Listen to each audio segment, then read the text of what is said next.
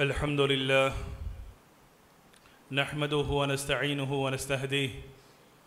ونعوذ بالله من شرور أنفسنا وسيئات أعمالنا من يهده الله فلا مضل له ومن يضلل فلا هادي له وأشهد أن لا إله إلا الله وحده لا شريك له وأشهد أن محمدًا عبده ورسوله أما بعد فإن خير الحديث كتاب الله وخير الهدي هدي محمد صلى الله عليه وسلم وشر الأمور محدثاتها وكل محدثة بدعة وكل بدعة ضلالة وكل ضلالة في النار. قال الله تبارك وتعالى: أعوذ بالله من الشيطان الرجيم. يا أيها الذين آمنوا اتقوا الله حق تقاته ولا تموتن إلا وأنتم مسلمون. يا أيها الناس اتقوا ربكم الذي خلقكم من نفس واحدة وخلق منها زوجها وبث منهما رجالا كثيرا ونساء واتقوا الله الذي تساءلون به والأرحام إن الله كان عليكم رقيبا. يا أيها الذين آمنوا اتقوا الله وقولوا قولا سديدا يصلح لكم أعمالكم ويغفر لكم ذنوبكم ومن يطع الله ورسوله فقد فاز فوزا عظيما. ہر قسم کی تعریف و توصیف، شان و شوکت، بزرگی و کبریائی، سلطنت و بادشاہی اللہ تبارک و تعالیٰ ہی کے لائق و سزاوار ہے. اسی کی ہم تعریف بیان کرتے ہیں اور اسی سے ہم مدد طلب کرتے ہیں اور اسی سے ہم ہدایت مانگتے ہیں، اور ہم اپنی نفس کی برائیوں سے اور برے اعمال سے اللہ کی پناہ میں آتے ہیں. یقیناً اللہ تعالیٰ جسے ہدایت دے اسے کوئی گمراہ نہیں کر سکتا، اور جسے وہ گمراہ کر دے اسے کوئی ہدایت نہیں دے سکتا. اور اس بات کی گواہی دیتا ہوں کہ اللہ تبارک و تعالیٰ ہی حقیقی اور سچا معبود ہے جس کا کوئی شریک نہیں، اور اس بات کی بھی گواہی دیتا ہوں کہ محمد صلی اللہ علیہ وسلم اس کے بندے اور اس کے رسول ہیں. باتوں میں سب سے بہترین بات اللہ تعالیٰ کے کلام قرآن مجید کی بات ہے، اور سب سے بہترین راستہ ہمارے پیارے نبی اور رسول محمد صلی اللہ علیہ وسلم کا راستہ ہے. باتوں میں سب سے بری بات دین میں نئی بات ایجاد کرنا ہے. دین میں ہر نئی بات بدعت ہے، ہر بدعت گمراہی ہے، اور ہر گمراہی انسان کو جہنم رسید کرتی ہے. جس دور میں آج ہم سانس لے رہے ہیں، یقیناً وہ دور بہت ہی مصروف ترین دور ہے. ہر کسی کے پاس کوئی نہ کوئی وقت کی اہم ضرورت ہے. کسی کے پاس دنیا کمانا، یا دنیا میں آرام پانا، یا دنیا کے عیش و آرام کے پیچھے پڑنا، یا اس کے علاوہ کوئی انسان معاش کے اعتبار سے تو کوئی فیملی کے اعتبار سے، ہر کوئی انسان اس مصروف ترین دور میں وقت کی کسی نہ کسی چیز کو اہم ضرورت بناتا ہے. لیکن ایک مومن جسے اللہ تبارک و تعالیٰ نے دنیا میں اس لیے پیدا کیا کہ وہ ہر حال میں اللہ تعالیٰ کی عبادت کو انجام دے، وہ اپنا مقصد یہ بناتا ہے کہ جس چیز کے لیے میری تخلیق ہوئی ہے اس چیز کو میں آگے بڑھاؤں، یعنی اللہ تبارک و تعالیٰ کی عبادت جس کے لیے انسان کی تخلیق ہوئی ہے. وما خلقت الجن والانس الا ليعبدون، اور جس کی خاطر اللہ تبارک و تعالیٰ نے تمام انبیاء اور رسولوں کی بعثت کی ہے. وَلَقَدْ بَعَثْنَا فِي كُلِّ أُمَّةٍ رَسُولًا أَنِ اعْبُدُوا اللَّهَ وَاجْتَنِبُوا الطَّاغُوتَ، اور جس پر سارے انبیاء کی نبوت کا خاتمہ ہوا محمد صلی اللہ علیہ وسلم، جنہوں نے اپنی نبوت کی ساری زندگی دعوت اللہ، اللہ تبارک و تعالیٰ کی طرف بلانے میں صرف کر دی. ہر اعتبار سے، ہر گوشے سے نبی کریم صلی اللہ علیہ وسلم نے اپنی امت کو اللہ تبارک و تعالیٰ کی طرف دعوت دی. اور جب حجۃ الوداع کے موقع پر نبی کریم صلی اللہ علیہ وسلم کے سامنے صحابہ کرام کی ایک بڑی تعداد موجود تھی، رسول کریم صلی اللہ علیہ وسلم نے خطاب کرتے ہوئے فرمایا: الا هل بلغت، اے میرے صحابہ کیا میں نے اس دین کو تم تک پہنچا دیا؟ تو تمام صحابہ نے یک زبان ہو کر فرمایا بلا یا رسول اللہ قد بلغت وأدیت ونصحت الامہ، کیوں نہ اللہ کے رسول آپ نے اس دین کو پوری امانت داری اور دیانت داری اور امت کی خیر خواہی کرتے ہوئے اس دین کو ہم تک پہنچا دیا۔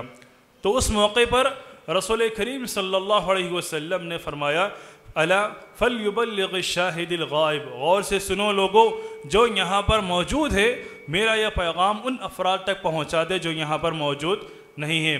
تو رسول کریم صلی اللہ علیہ وسلم کے اس فرمان پر عمل کرتے ہوئے صحابہ کرام دنیا کے مختلف گوشوں میں اللہ تبارک و تعالیٰ کی طرف دعوت دینے میں مصروف ہو گئے۔ اب علماء کرام اور امت مسلمہ کا وہ طبقہ جو بصیرت رکھتا ہو، علم سے مالا مال ہو، اس کا یہ فرض بنتا ہے کہ وہ اس واجب میں مصروف ہو جائے، وہ اس ذمہ داری مصروف ہو جائے، اور ہر کوئی مومن، ہر کوئی مسلمان اپنے اپنے علم کے اعتبار سے اللہ تبارک و تعالیٰ کی طرف دعوت دے، تبھی ہر مسلمان صحیح معنی میں خیر امت کہلانے کے قابل ہوگا۔ کیونکہ اللہ تبارک و تعالیٰ نے خیر امت، اگرچہ کہ اس امت کو بہت بڑے لقب سے مالا مال کیا، لیکن اس کی وجوہات، اس کا سبب بیان کرتے ہوئے اللہ نے فرمایا کنتم خیر امت اخرجت للناس تأمرون بالمعروف وتنہون عن المنکر وتؤمنون باللہ، کہ تم بہترین امت جو اس دنیا کی خدمت کے لیے نکالی گئی ہو۔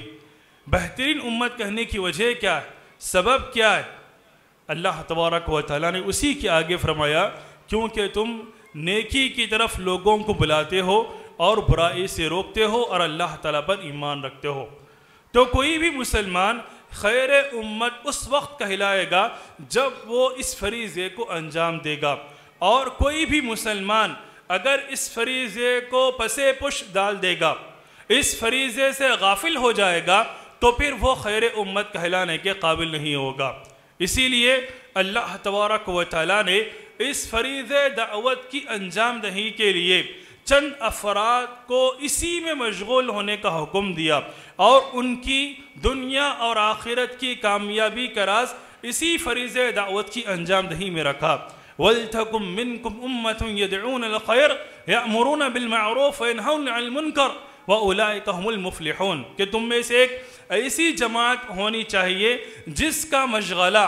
جس کا کام اللہ تبارک و تعالیٰ کی طرف لوگوں کو خیر کی طرف کھینچنا ہوگا اور برائی سے روکنا ہوگا، اور یہی لوگ حقیقی معنی میں کامیابی کو پانے والے ہیں۔ اللہ تبارک و تعالیٰ نے اس انسان کے قول کو سب سے بہترین قول قرار دیا جو اللہ تبارک و تعالیٰ کی طرف بلاتا ہے اور اس پر عمل کرتا ہے اور یہ کہتا ہے کہ میں اللہ تعالیٰ کے فرما بردار بندوں میں سے ہوں۔ وَمَنْ أَحْسَنُ قَوْلًا مِّمَّنْ دَعَا إِلَى اللَّهِ وَعَمِلَ صَالِحًا وَقَالَ إِنَّنِي مِنَ الْمُسْلِمِينَ، اس انسان سے بہترین بات کس کی ہو سکتی ہے جو لوگوں کو اللہ کی طرف بلاتا ہے اور یہ عمل کرتا ہے اور یہ کہتا ہے کہ میں مسلمانوں میں سے ہوں، فرما بردار بندوں میں سے ہوں۔ دعوت الی اللہ یہ سارے انبیاء کا وظیفہ ہے، سارے انبیاء کا واجب کام ہے جسے انہوں نے بدرجہ اتم انجام دیا ہے۔ اسی لیے علماء نے فرمایا کہ اس وظیفے سے بہتر، اس کام سے بہتر، اس واجب سے بہتر کوئی اور واجب کام نہیں ہو سکتا ہے، اس عمل سے بہتر کوئی اور عمل نہیں ہو سکتا کہ کوئی بھی مسلمان اس مشن کو اپنائے جس کے خاطر انبیاء کو بھیجا گیا تھا۔ اسی لیے اللہ تبارک و تعالیٰ نے رسول کریم صلی اللہ علیہ وسلم کو بھی حکم دیتے ہوئے فرمایا وَادْعُ إِلَىٰ سَبِيلِ رَبِّكَ بِالْحِکْمَةِ وَالْمَوْعِظَةِ الْحَسَنَةِ وَجَادِلْهُمْ بِالَّتِي هِیَ أَحْسَنُ، اے اللہ کے نبی آپ لوگوں کو اپنے پروردگار کی طرف لاتے جائیے حکمت کے ساتھ، بہترین نصیحت کے ساتھ اور ان کے ساتھ بہترین طریقے سے جدال کرتے ہوئے۔ تو یہ انبیاء کا پیشہ ہے، یہ انبیاء کا وظیفہ ہے جس کے خاطر انبیاء کو بھیجا گیا۔ اب امت مسلمہ کا ہر فرد اپنی جگہ یہ ذمہ داری رکھتا ہے کہ وہ انبیاء کے اس مشن کو آگے بڑھائے، انبیاء کے اس فریضہ دعوت کے کام کو آگے بڑھائے، تاکہ معاشرے میں جو گندگی پھیل رہی ہے، ہم جو ماحول میں ابھی سانس لے رہے ہیں، عالم اسلام کا ہر مسلمان یہ جانتا ہے کہ وہ معاشرے میں کس طرح کی گندگیوں کا سامنا کرتا ہے. وہ گندگی دینی طور پر بگڑ رہی ہے, دینی طور پر آ رہی ہے, وہ گندگی اخلاقی طور پر آ رہی ہے, معاملاتی طور پر آ رہی ہے. کئی مسلمان دینی اعتبار سے, اخلاقی اعتبار سے, معاملات کے اعتبار سے کسی طرح کے فسادات کا شکار ہے. ایک مسلمان پر یہ فرض ہے کہ جہاں پر امت کے ایک طبقہ غیر مسلموں کو دعوت دینے میں مصروف ہے, وہیں پر ایک فرقہ ایسا بھی ہونا چاہیے جو مسلمانوں کو ان دلدلوں سے نکال کر, اس گندگی کے دلدل سے نکال کر ان کو صحیح دین سمجھائے, صحیح اخلاق سمجھائے, صحیح معاملات کا طریقہ سمجھائے. یہ آج کے مسلمان کا اہم فرض ہے. جہاں پر گندگی ڈالی جاتی ہے, جہاں پر کچرا ڈالا جاتا ہے, اگر اس جگہ سے گندگی کو صاف نہ کیا جائے, اگر اس جگہ سے کچرے کو نہ ہٹایا جائے, تو وہ پوری کی پوری جگہ متعفن ہو جاتی ہے, زہر آلود ہو جاتی ہے. ساری جراثیم, ساری بیماریاں, سارے جراثیم سارے معاشرے میں پھیل جاتے ہیں. ٹھیک اسی طرح برائیوں کا جنم ہوتا ہے.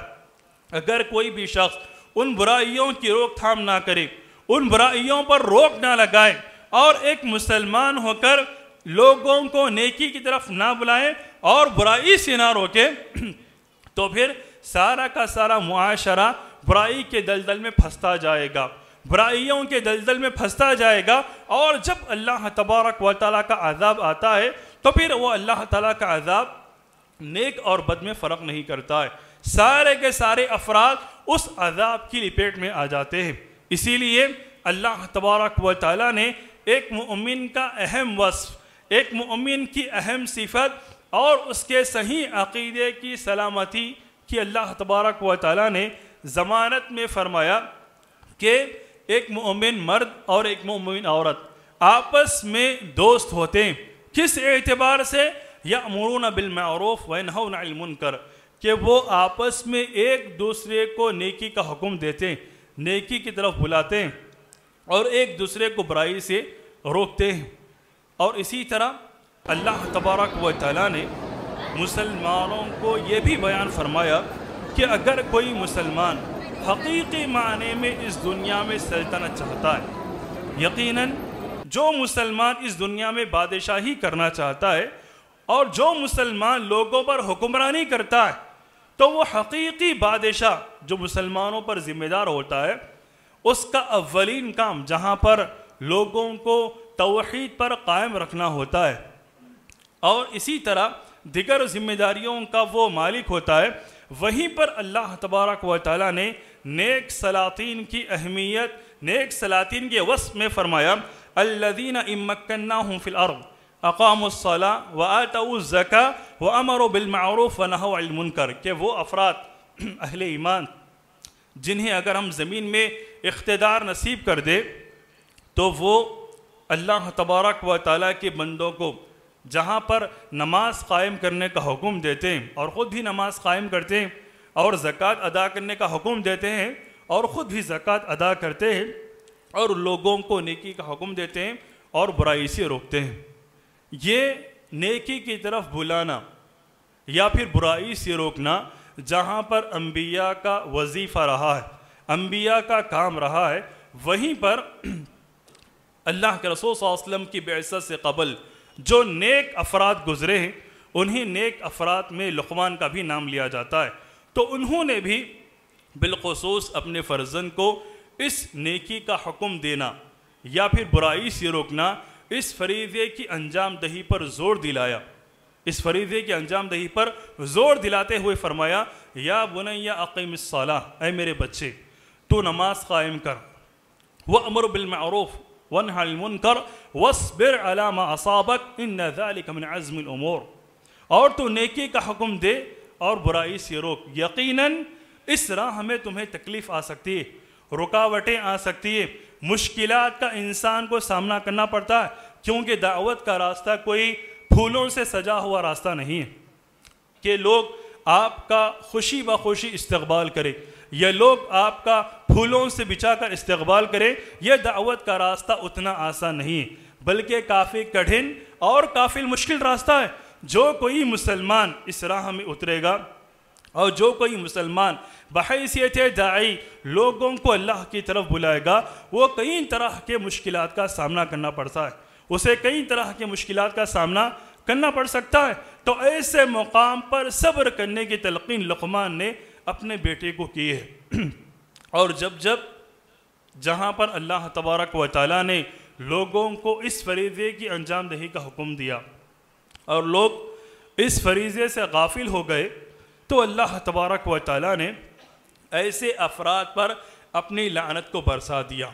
جہاں پر لوگ دعوت اللہ کے فریضے سے غافل ہو گئے، جہاں پر لوگ نیکی کی طرف بلانا بھول گئے، برائی سے روکنا بھول گئے،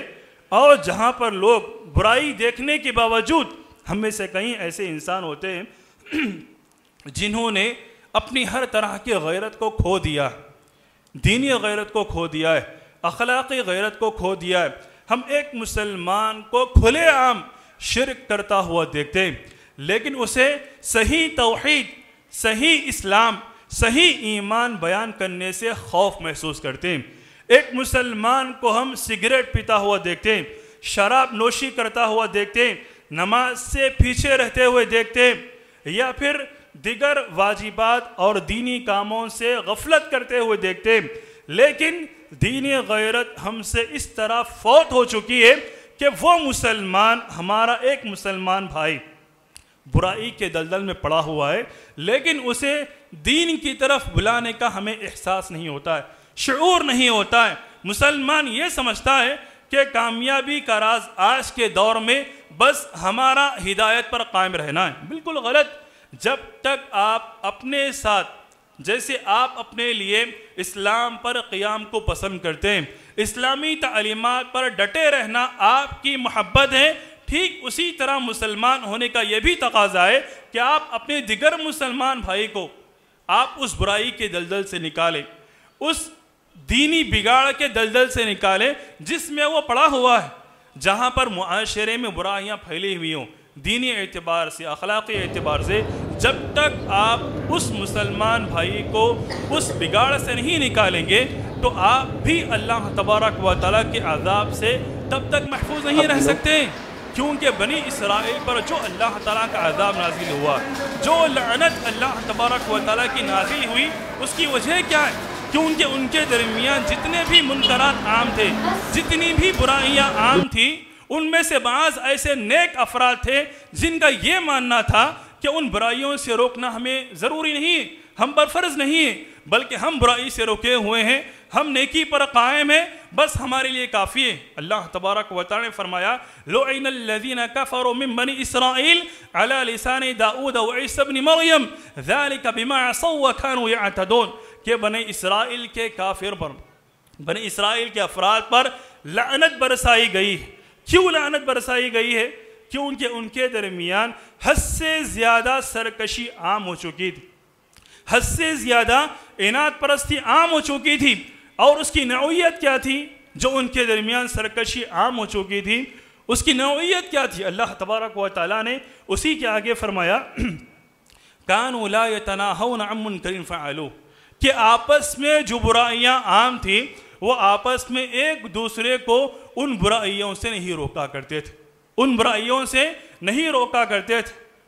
اسی لیے اللہ تبارک و تعالیٰ نے ایسے افراد کی مذمت کرتے ہوئے فرمایا لبئس ما کانوا یفعلون، کیا ہی بدترین کام تھا جسے وہ انجام دیا کرتے تھے۔ تو آپس میں برائیاں دیکھتے ہوئے جو مسلمان اس پر قدرت رکھتا ہو اور اس بات کا علم رکھتا ہو کہ وہ برائی ہے، پھر بھی اگر برائی سے اگر نہ روکے، نہ زبان سے روکنے کی کوشش کرے، نہ ہاتھ سے روکنے کی کوشش کرے، بلکہ بعض مسلمان تو ایسے ہوتے ہیں کہ برائی دیکھنے پر بھی ان کے دل میں یہ شعور باقی نہیں رہتا ہے کہ وہ اس برائی کو انجام دے رہا ہے، وہ برا کام۔ اس حد تک بعض مسلمانوں کا دل مردہ ہو چکا ہے کہ برائی ہمارے سامنے ہوتی ہے اور ہمارا دل یہ محسوس نہیں کر پاتا ہے کہ وہ برائی کا کام وہاں پر انجام دیا جا رہا ہے۔ تو پھر مطلب یہ ہوا کہ اس انسان کے دل میں ایمان رتی برابر بھی باقی نہیں ہے، کیونکہ صحیح مسلم کی روایت میں اللہ کے رسول نے فرمایا من رأى منکم منکرا فلیغیرہ بیدہ فإن لم یستطع فبلسانہ وإن لم یستطع فبقلبہ ذلک اضعف الایمان، کہ تم میں سے کوئی شخص جب کسی بھی برائی کو دیکھتا ہے، اور سب سے بڑی برائی ہوتی ہے شرک، کسی بھی برائی کو دیکھتا ہے تو وہ اسے اپنے ہاتھ سے بدلنے کی کوشش کرے، کیونکہ بعض کے بعض ہاتھ کا پاور زیادہ ہوتا ہے، بعض کے پاس قوت زیادہ ہوتی ہے، طاقت زیادہ ہوتی ہے، تو جو کوئی اس کا مالک ہوتا ہے تو وہ ہاتھ سے روکنے کی کوشش کرے، اور جو کوئی ہاتھ سے نہیں روک سکتا ہے تو زبان سے بولے کہ بھائی یہ برائی کا کام، یہ جو تو انجام دے رہا ہے یہ اللہ تعالیٰ کو ناراض کرنے والا کام ہے، اللہ کے رسول صلی اللہ علیہ وسلم کی سنت کے خلاف کام ہے، زبان سے روکے۔ اگر آپ زبان سے بھی نہیں روک سکتے تو کم از کم اس برائی کو آپ دل سے برا محسوس کریں، کم از کم اس برائی کو آپ دل سے برا محسوس کریں۔ اگر آپ اس حد تک بھی برائی کو دل سے برا اگر محسوس نہ کرے جو کہ ایمان کا سب سے کمزور حصہ ہے، تو پھر اللہ کے رسول نے فرمایا پھر وہ ایمان بالکل بھی اس انسان کے پاس باقی نہیں رہتا ہے۔ دعوت ایک انسان جو اللہ تبارک و تعالیٰ کی طرف اس فریضے کو انجام دیتا ہے اور اسے یہ آرزو ہوتی ہے کہ اللہ تبارک و تعالیٰ اس کی ہر دعا کو قبول فرمائے، بلکہ ہر مسلمان کی آرزو ہوتی ہے کہ اللہ تبارک و تعالیٰ جو وہ جائز خواہشات مانگ رہا ہے اللہ تبارک و تعالیٰ اس کی تکمیل فرمائے۔ لیکن دعوت کی قبولیت کا ایک اہم راز اس فریضے کی انجام دہی بھی ہے، جہاں پر ایک مومن، ایک مسلمان، ایک حلال روزی وغیرہ کمانا دعوت کی قبولیت کے شرائط میں، وہیں پر ایک مسلمان اللہ تبارک و تعالیٰ کے اس فریضے سے بالکل بھی غافل نہ ہو، اپنے اپنے علم کے اعتبار سے، اپنے اپنے معلومات کے اعتبار سے۔ رسول کریم صلی اللہ علیہ وسلم نے فرمایا کہ لوگو لَتَأْمُرُنَّ بِالْمَعْرُوفِ وَلَتَنْهُنَّ عَنِ الْمُنْكَرِ، تم ضرور ضرور نیکی کا حکم دیتے رہو اور برائی سے روکتے رہو۔ اگر تم اس فریضے سے غافل ہو جاؤ، اس فریضے کو پسے پش ڈال دو گے، لوگوں کو نیکی کی طرف نہیں بلاؤ گے، ان کو برائی سے اگر نہیں روکو گے تو انجام کیا ہوگا؟ اَوْلَوْ يُسَلِّطَنَّ اللَّهُ عَلَيْكُمْ شِرَارَكُمْ، اللہ تبارک و تعالیٰ تم میں سے جو بدترین افراد ہوں گے، تم میں سے جو بدترین افراد ہوں گے، ایسے افراد کو اللہ تبارک و تعالیٰ تم پر مسلط کر دے گا۔ فَلَيَسُومَنَّكُمْ سُوءَ الْعَذَابِ، جو تمہیں طرح طرح کی تکلیفیں دیں گے، طرح طرح کے عذابات چکائیں گے۔ اور عالم اسلام میں آج کا مسلمان شاید اس حقیقت کو دیکھ بھی رہا ہے، اس حقیقت کو پرکھ بھی رہا ہے کہ کئی مسلمان عالم اسلام میں اس فریضے کو پسے پش ڈالنے کی بنا انہی میں سے بدترین افراد کی سزا کو بھگت رہے۔ تو اس کے آگے اللہ کے رسول نے فرمایا ثُمَّ يَدْعُو خِيَارُكُمْ، تم میں سے جو نیک افراد ہوں گے، جنہیں لوگ متقی تصور کریں گے، متقی مانیں گے، یقینی بات ہے کہ ایسے افراد دست با دعا ہو کر اللہ تعالیٰ کے سامنے گڑ گڑائیں گے کہ اللہ تبارک و تعالیٰ ایسے ظالم افراد کا تسلط ہم سے دور کر دے، ان کے شر سے ہمیں محفوظ فرما۔ لیکن اللہ کے رسول نے فرمایا فَلَا يُسْتَجَابَ لَكُمْ، تمہاری کسی بھی دعا کو قبول نہیں کیا جائے گا۔ تو یہ سب سے بڑی سزا ہے ایک مسلمان کے لیے کہ وہ مسلمان جب تک آپس میں معاشرے میں ایک مسلمان کو نیکی کی طرف نہ بلائے اور برائی سے نہ روکے، تو پھر اگر ان میں کا کوئی نیک انسان بھی اگر اللہ تعالیٰ کے عذاب کے سے محفوظ رہنے کے لیے دعا بھی کرے گا تو اللہ تعالیٰ اس انسان کی دعا کو قبول نہیں کرے گا۔ یہی نہیں، ایک مسلمان جب اس فریضے سے غافل ہو جاتا ہے، ایک مسلمان جب اس فریضے کو پسے پش ڈال دیتا ہے تو پھر اس کا وہ انجام دیکھتا ہے، اپنے اہل و عیال کے اندر دیکھتا ہے، اپنے معاشرے میں دیکھتا ہے۔ ہم میں سے کئی ایسے انسان ہوتے ہیں جو باہر کے افراد کو بہتر سے بہتر طریقے سے دین کی طرف بلاتے ہیں، بہتر سے بہتر طریقے سے نیکی کی طرف بلاتے ہیں اور برائی سے روکتے بھی ہیں، لیکن جب اپنے گھر کی بات آتی ہے تو اپنے گھر والوں کے سلسلے میں وہ اس فریضے کو بھول جاتے ہیں۔ جبکہ دعوت اللہ کا پہلا اصول یہ ہے کہ وہ انسان خود بھی بچے، اپنے گھر والوں کو بھی بچائے اور بعد میں چل کر وہ دیگر آپس کے اپنے جو معاشرے میں افراد ہوتے ہیں ان کو بھی اس چیز سے روکیں، کیونکہ اللہ تبارک و تعالیٰ نے اللہ کے رسول کو یہ بھی حکم دیا تھا وَأَنذِرْ عَشِيرَتَكَ الْأَقْرَبِينَ، اللہ کے نبی آپ اپنے قریبی رشتہ داروں کو ڈرائیے۔ اس کے بعد اللہ کے رسول صلی اللہ علیہ وسلم نے بعد میں چل کر اس حکم پر عمل کرتے ہوئے سارے رشتہ داروں کو جمع کیا اور انہیں وہاں پر اللہ تبارک و تعالیٰ کی طرف لوگوں کو دعوت دی۔ ہم میں سے کئی مسلمانوں کی یہ آرزو ہوتی ہے کہ وہ کچھ دین کا علم حاصل کرنے کے بعد اس فریضہ دعوت کو انجام دے، لیکن اس فریضہ دعوت کو انجام دینا ہر کس و ناکس کے بس کی بات نہیں ہے، بلکہ اس کے لیے بھی چند اصول ہیں، شرائط ہیں، اس کے لیے چند اہم ضرورت کی چیزیں ہوتی ہیں۔ جب تک ایک مسلمان ان کو نہ اپنائے تب تک وہ حقیقی معنی میں دعوت کے میدان میں نہیں اتر سکتا ہے، جس کے لیے سب سے اہم شرط ہے اخلاص۔ ہم میں سے کئی لوگ ایسے ہیں جنہوں نے بڑے بڑے مدارس کو کھول لیا ہے، بڑے بڑے اسکولوں کو کھول لیا ہے، سوسائٹیز ہم نے کھول لیے،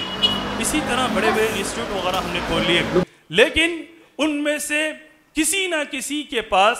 ان کے ارادوں میں کوئی فساد ہوتا ہے، ان کے ارادوں میں اخلاص نہیں رہتا ہے۔ اگر کسی بھی مسلمان جو ذمہ دار ہوتا ہے، چاہے وہ مدرسے کا ذمہ دار ہو، چاہے وہ مسجد کا ذمہ دار ہو، چاہے وہ کسی انسٹیٹیوٹ کا ذمہ دار ہو یا کسی بھی سینٹر کا ذمہ دار ہو، اگر اس کی کسی بھی کوشش کے اندر اگر تاخیر ہو رہی ہے یا پھر اس کی کسی بھی کوشش کو لوگ قبول نہیں کر رہے ہیں تو اس کی کہیں نہ کہیں ایک اہم وجہ اخلاص کا فقدان ہوتا ہے، کیونکہ اخلاص جب تک نہ آئے، جب تک ہر انسان کے عمل کا مقصود سراپا صرف اور صرف اللہ کی خوشنودی نہ ہو، تب تک اللہ تبارک و تعالیٰ آپ کے ارادوں میں آپ کو کامیابی نہیں دے سکتا ہے، کیونکہ اللہ تبارک و تعالیٰ نے اس اخلاص کا حکم خود اللہ کے رسول کو دیا، فَاعْبُدِ اللَّهَ مُخْلِصًا لَهُ الدِّينَ، اور اس کا حکم سارے اہل ایمان کو بھی دیا گیا، وَمَا أُمِرُوا إِلَّا لِيَعْبُدُوا اللَّهَ مُخْلِصًا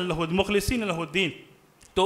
ہر دینی کام کی انجام دہی میں اخلاص بہت ہی ثمر آور ثابت ہوتا ہے۔ اگر اخلاص ہو تو آپ کا ہر عمل، آپ کی ہر کوشش کبھی نہ کبھی ضرور رنگ لاتی ہے۔ اور اسی طرح دعوت اللہ کو انجام دینے کے لیے دوسری اہم چیز جس سے کئی لوگ محروم، جس سے کئی جماعتیں محروم ہیں، وہ ہے صحیح دین علم سے ہمراہ ہونا، صحیح دین علم اپنے اندر پیدا کرنا، صحیح دین علم قرآن سمجھنے کی کوشش کرنا، صحابہ کرام کی سلف صالحین کی سوچ کے مطابق سنت کو سمجھنے کی کوشش کرنا، صحابہ کرام سلف صالحین کے منہج کے مطابق، اسے کہتے ہیں صحیح دین علم۔ ورنہ علم تو کئی لوگوں کے پاس ہے، لیکن وہ لوگ قرآن اور حدیث کی فہم اس طریقے سے حاصل نہیں کرتے ہیں جیسے صحابہ کرام نے حاصل کیے، دین کو اس طرح نہیں سمجھتے ہیں جیسے صحابہ کرام نے سمجھا ہے۔ تو دعوت اللہ کے لیے سب سے اہم دوسری چیز ہے، دین کو آپ اس طریقے سے سمجھیے جس طریقے سے صحابہ کرام نے سمجھا ہے۔ تیسری چیز عمل۔ جب تک ایک داعی جس قول کی طرف وہ لوگوں کو دعوت دے رہا ہے خود اس پر عمل نہیں کرے گا تو پھر اس عمل کے اندر لوگوں کے لیے کوئی عبرت یا کوئی درس نہیں ہوگا۔ اللہ تبارک و تعالیٰ نے ایسے افراد پر غصہ بیان کیا ہے جو لوگوں کو خیر کی طرف بلاتے تو ہیں اور خود اس پر عمل نہیں کرتے۔ کبر مقتا عند اللہ ان تقولوا ما لا تفعلون۔ اللہ تبارک و تعالیٰ کو یہ بات بڑی ناراض کرتی ہے، بڑے غصے میں لاتی ہے کہ تم جس چیز کی طرف لوگوں کو دعوت دے رہے ہو تم خود اس پر عمل نہیں کرتے۔ اور اسی طرح ایک داعی کے لیے سب سے اہم چیز جہاں پر اخلاص، علم اور عمل ہے، وہیں پر صبر بھی ضروری ہے۔ کئی لوگ ایسے ہوتے ہیں جو بڑے بڑے مدارس یا سوسائٹیز وغیرہ سینٹر وغیرہ کھول لیتے ہیں، ان کی خواہش ہوتی ہے کہ ہمارے مقاصد جلد از جلد کامیاب ہو جائے۔ کہ بھائی یہ اتنا آسان کام نہیں ہے، یہ کوئی آپ کے لیے مٹھائی نہیں ہے کہ آپ لیں، خریدیں اور آپ کے منہ میں ڈال لیں، یہ ایسا کوئی پھل نہیں ہے، بلکہ اگر یہ ایسا پھل اگر ہوتا تو تو نوح علیہ السلام کو 950 سال اپنی قوم میں دعوت دینے کی ضرورت ہی نہ ہوتی. اور اسی طرح جو انبیاء اس کے بعد تکلیف اٹھاتے رہے ان کو اس طرح کی تکلیف اٹھانے کی ضرورت ہی نہیں ہوتی. تو ہر وہ انسان جو اللہ تبارک و تعالیٰ کے دین کو آگے بڑھانے کے لیے مدارس کھولتا ہے, سوسائٹیز کھولتا ہے, یا اس طرح کے دیگر کاموں کو انجام دیتا ہے, اس کے لیے ایک اہم صفت صبر کو اپنانا ضروری ہے. کبھی نہ کبھی آپ کی کوشش ضرور رنگ لائے گی. اللہ تبارک و تعالیٰ آپ کے کام میں ضرور برکت عطا کرے گا, خیر ضرور عطا کرے گا, بشرط یہ کہ آپ کے پاس بدرجہ اتم صبر کی صفت پائی جائے, بدرجہ اتم صبر کی صفت پائی جائے. اور جو مسلمان صبر کرتا ہے تو اللہ تبارک و تعالیٰ نے اس کا جزا بیان کرتے ہوئے فرمایا انما یوفی الصابرون اجرہم بغیر حساب. صبر کرنے والوں کو بے شمار اللہ تبارک و تعالیٰ اجر سے مالا مال کرتا ہے. اور اسی طرح صبر کے ساتھ ساتھ نرمی اختیار کرنا, کلام میں شدت اختیار نہ کرنا, یہ بھی داعی کے لیے ضروری چیز ہے. بہر کیف مختصر کلام یہ ہے کہ جہاں پر آج کے اس دور میں ہر انسان کی وقت کی کوئی نہ کوئی اہم ضرورت ہے, تو ایک مسلمان وقت کی سب سے اہم ضرورت یہ بھی بنائے کہ وہ اپنے اپنے علم کے مطابق لوگوں کو اللہ تعالیٰ کی طرف بلائے, نیکی کی طرف بلائے اور برائی سے روکے. بالخصوص ہر مسلمان یہ کوشش کرے کہ ایک مسلمان کو توحید سمجھائے, شرک جیسے برائی سے روکنے کی کوشش کرے. ہم دعا کرتے ہیں کہ اللہ تبارک و تعالیٰ ہم میں سے ہر مسلمان کو اپنے اپنے علم کے مطابق اس فرید دعوت کو انجام دہی دینے کی توفیق عطا فرمائے. اقول هذا القول استغفر الله لكم من كل ذنب فاستغفروه انه الغفور الرحيم.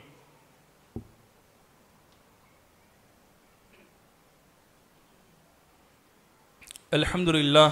نحمده ونستعينه ونستهديه ونعوذ بالله من شرور أنفسنا وسيئات أعمالنا. من يهده الله فلا مضل له ومن يضلل فلا هادي له, وأشهد أن لا إله إلا الله وحده لا شريك له, وأشهد أن محمدا عبده ورسوله. أما بعد, قال الله تبارك وتعالى إن الله وملائكته يصلون على النبي يا أيها الذين آمنوا صلوا عليه وسلموا تسليما. اللهم صل على محمد وعلى آل محمد كما صليت على إبراهيم وعلى آل إبراهيم إنك حميد مجيد, وبارك على محمد وعلى آل محمد كما باركت على إبراهيم وعلى آل إبراهيم إنك حميد مجيد. عباد الله رحمكم الله, إن الله يأمر بالعدل والإحسان وإيتاء ذي القربى وينهى عن الفحشاء والمنكر والبغي يعظكم لعلكم تذكرون. اذكروا الله يذكركم واشكروه على نعمه يزدكم ولذكر الله أكبر والله يعلم ما تصنعون.